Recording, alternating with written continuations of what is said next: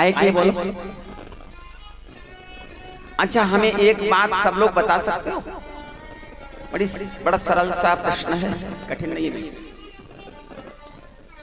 कितने लोगों ने भगवान का दर्शन किया है? हाथ उठाएं। कितने लोगों ने भगवान का दर्शन किया है? सामने, बिल्कुल सामने। किसी ने नहीं किया? क्या? अच्छा, देखो, दो हाथ उठे मेरी तरफ से। बस यही कमी है। अब कहो क्या कमी है इसमें? आप हमें बताएं, जो ठाकुर जी आपके घर में हैं वो भगवान नहीं है? जिनकी रोज पूजा करते हो वो भगवान नहीं है?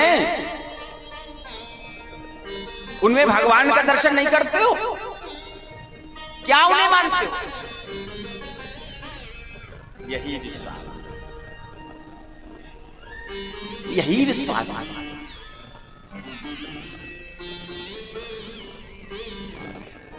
ये विश्वास उत्पन्न करना पड़ेगा यदि कृपा चाहते हो, यदि जीवन में शांति चाहते हो, जीवन में तनाव रहित जीवन चाहते हो, आनंद से भरा हुआ जीवन चाहते हो, तो ये विश्वास की कमी को दूर करना पड़ेगा द्विवेदी जी।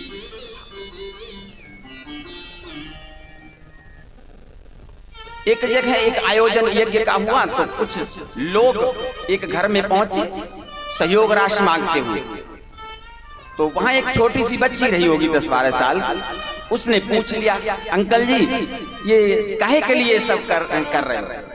तो उन्होंने कहा, बेटा हम जो है ये एक यज्ञ कराएंगे। यहाँ गांव में सूखा पड़ गया है, बरसात नहीं हो रही, तो यज्ञ कराएंगे, भगवान प्रसन्न होंगे तो बरसात होगी।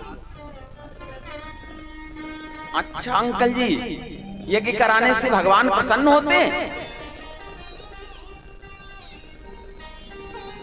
हाँ बेटा, भगवान प्रसन्न होते, बरसात करेंगे। हाँ, फिर क्या होगा? बोले बरसात होगी तो अन्न उत्पन्न होगा, सब लोग खाएंगे पिएंगे।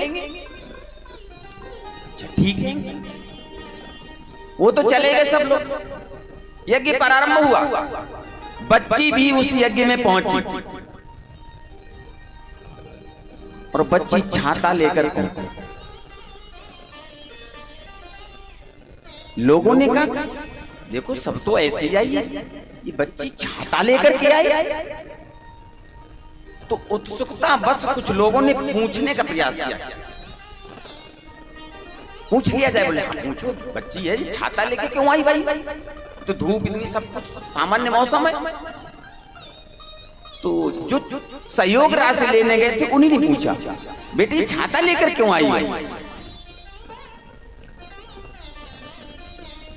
उसने कहा, अंकल जी आप जब घर पे गए थे तो आपने कहा था हम यज्ञ करेंगे, भगवान प्रसन्न होंगे, बरसात होगी। अंकल जी हम छाता नहीं लाती तो हम भीग नहीं जाती, प्रभु बरसात करेंगे फिर हम बचती कैसे?